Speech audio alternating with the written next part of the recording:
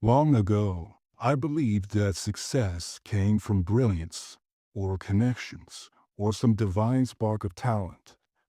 But I was wrong.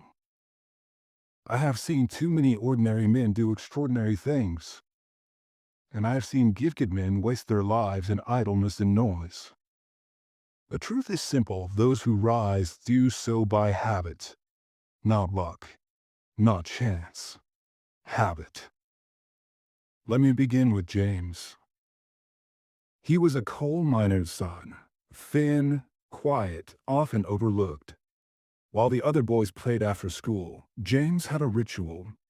He would polish his father's boots, prepare tea, and then retreat to a corner where he read by candlelight. Books on mechanics, chemistry, even philosophy, whatever he could borrow or trade. What struck me was not just his hunger for knowledge, but his discipline. Each morning he woke earlier than needed, not because someone told him to, but because he had work to do before his day truly began. One evening I asked him, "Don't you ever wish to rest like the others?" He looked up and said, "They'll rest tonight. I'm building tomorrow." Years later, James became an engineer, responsible for designing a railway system that transformed an entire region. He was not the smartest, not the most connected, but he had one great advantage. His life was governed by patterns that built strength. Then there was Clara.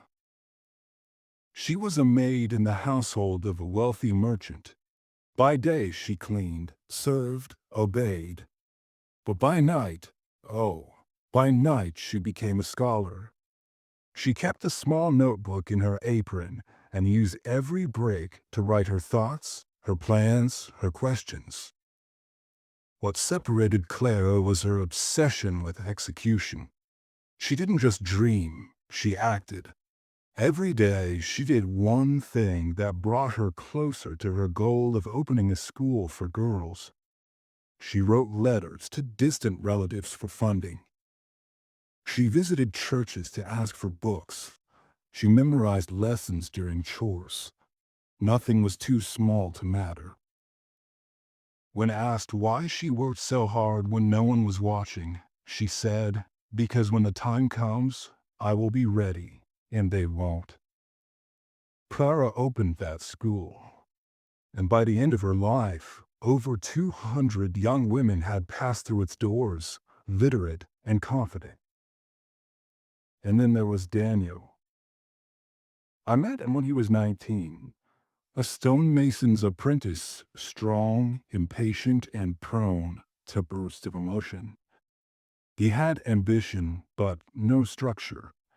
He would begin things with fury, only to abandon them at the first obstacle, until one winter he made a vow. For 1 year, he told me, "I will finish everything I start, no matter how I feel." It was hard. He endured frustration, boredom, even humiliation, but he stuck to the vow. And something strange happened.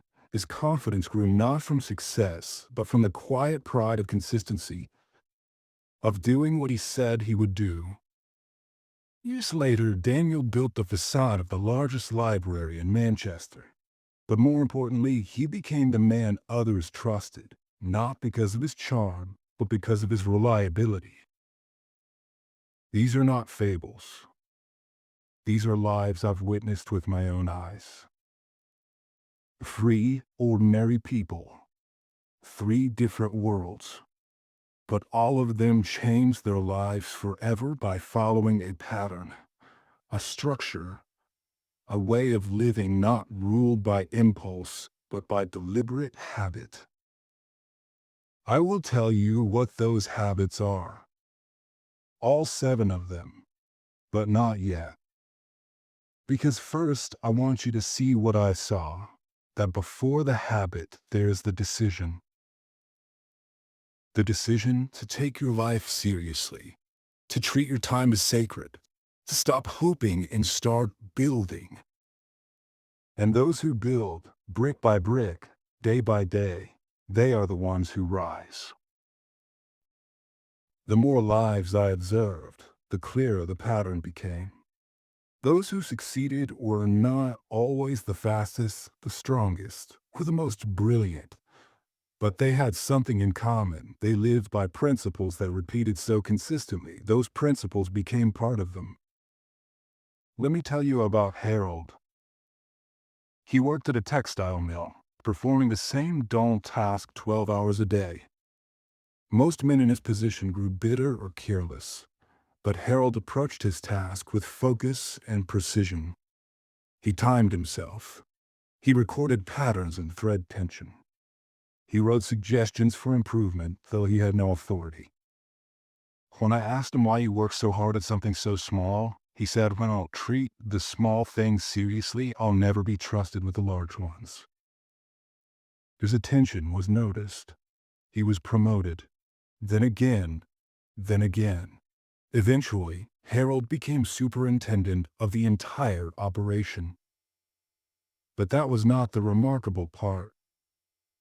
The remarkable part was that, even at the top, Harold still cleaned his tools every night and left his desk in perfect order.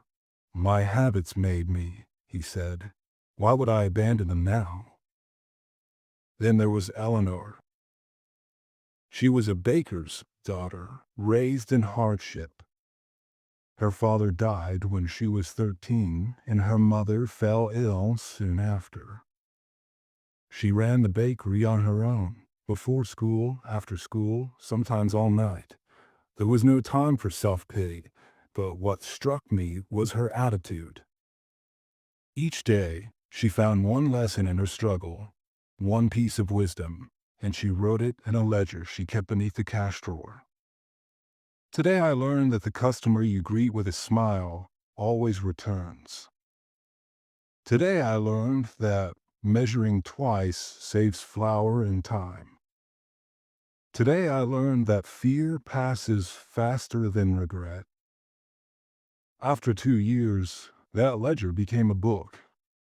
She called it Lessons from the Oven, and it spread across the county. Not because she was a writer, but because she was a learner. She paid attention to her life and drew meaning from it. People assume wisdom comes with age. But Eleanor taught me that wisdom comes from reflection, from observing your own actions, measuring them, and improving them daily. And lastly, I must speak of Isaac. Isaac was a street sweeper. That's how I first met him. His clothes were worn and his eyes tired, but there was something uncommon in his posture. He moved with purpose. Every stroke of the broom was precise. He cleaned as if the city were his own. We spoke once, and I asked him what he dreamed of becoming. Said, "I want to be the kind of man who leaves everything better than he found it." That stayed with me. Over the next 10 years, Isaac worked his way into public administration. His knowledge of the city's needs, block by block, earned him the trust of the people. He eventually became a city planner, one of the finest I ever knew. But the thing is, Isaac never stopped sweeping, not with the broom, but with his habits. He kept a clean desk, clear speech, honest dealings. He believed deeply that excellence in small things leads to greatness in all things. Harold, Eleanor, Isaac. 3 more lives. 3 more victories. None of them were handed anything. None of them were born exceptional. But they all built systems, habits, rhythms, until discipline became identity and effort became instinct. Their success was not a matter of force. It was the quiet reward of self-respect practiced over time. We're not finished yet. There are still more lives to examine, and soon I will tell you exactly what these 7 life-changing habits are. But first, I want you to feel what I felt, that these stories are not just inspiring, they are invitations. invitations to live with intention, with honor, with structure that frees, not confines. And if you do, what you gain will not be just achievement, but peace. I have lived long enough to know that men will listen to advice, but few will act on it. They want transformation, but not the weight of discipline. They seek change, but shrink from consistency. Yet those who embrace structure, those who craft their lives with intention, become forces the world cannot ignore. Let me share one final story. There was a man named Frederick. He worked as a bookkeeper in a dusty office known for nothing in particular. For years he was overlooked, forgotten. But one day, something changed. He began walking to work an hour earlier than required. Not because anyone asked him to, but because he wanted that hour to study the great men of history. He read the journals of inventors, letters of leaders, lives of reformers. Then he applied what he learned. He spoke more clearly, dressed more sharply, listened more attentively.